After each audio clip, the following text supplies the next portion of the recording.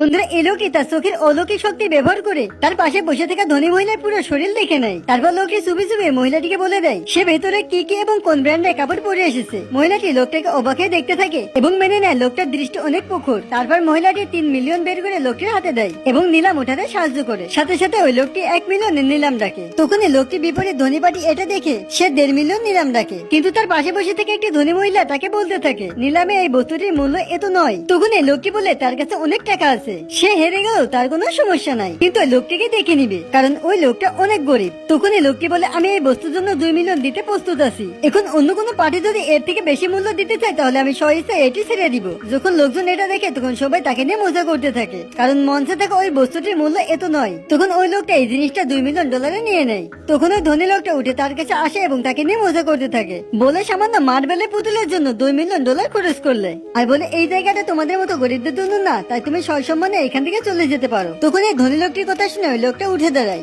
এবং মঞ্চের দিকে যে ওই বস্তুটা তুলে ওইখানে ভেঙে ফেলে, আর ওইটা দেখে উপস্থিত থাকা সমস্ত দর্শক স্তব্ধ হয়ে যায়। এরপর পার্ট 2 এর জন্য ভিডিওটা লাইক করে চ্যানেলটিকে সাবস্ক্রাইব করো।